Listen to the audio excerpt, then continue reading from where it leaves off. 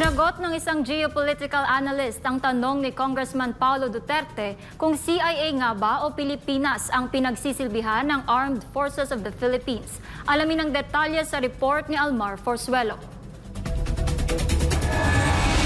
Kamakailan sa isang social media post, tinanong ni Davao City 1st District Congressman Paulo Duterte si Armed Forces of the Philippines Chief of Staff General Romeo Browner Jr. kung sino nga ba ang kanyang pinagsisilbihan nito, ang CIA o ang Pilipinas.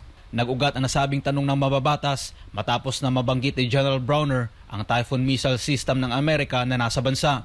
Agad namang pinaliwanag ng AFP ang kanilang panig at sinabi na ang lahat ng kanilang mga ginagawa ay bahagi ng kanilang modernisasyon upang mapalakas ang depensa ng bansa. Pero ayon kay geopolitical analyst Herman Camentong Chu Laurel, sa dami ng problema kinakaharap ng bansa, dapat unahin ng pamahalaan ang pagbangon ng ekonomiya. Sa panayam ng SMNI News kay Camentong, sinabi nitong kung nais ng isang dayuhang bansa na tumulong sa Pilipinas, dapat hindi nito ibibida ang mga armas. Bagkus, dapat itong tumulong na muling ibangon ang ekonomiya nito. Alam po ninyo, yung gustong talagang tumulong sa bansa, ang uunahin po ay yung ayusin ng ekonomiya at pagkakaisa ng bansa.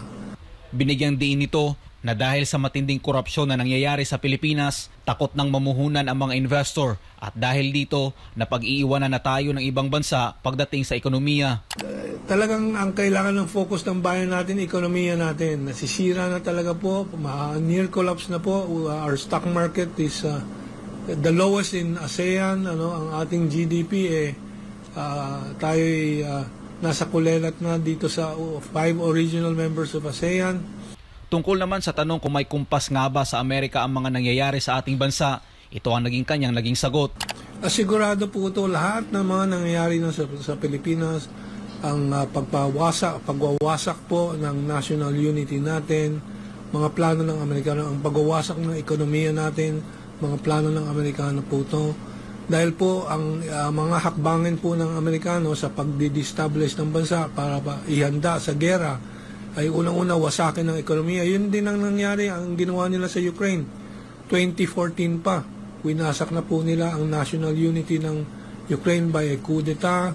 Samantala, nang tanungin din siya kung kaya ba ng Pilipinas sakaling gumanti ang China, ang kanyang tugon, pag makita na po nila na-activate ang mga Typhoon missile, delikado na ang Pilipinas. Pag unang bala lang pong marinig na pumutok, ubos ang ating Philippine Coast Guard and Navy in the first hour. Sa unang oras lang po. Dahil yung mga missiles ng China, yung mga drones, handang-handaan na yan laban sa Amerika. Pilipinas pa ang kakalabanin. Wala pong may tatapat ang Pilipinas dyan. Para sa Diyos at sa Pilipinas kung mahal, Almar Forzuelo, SMNI News.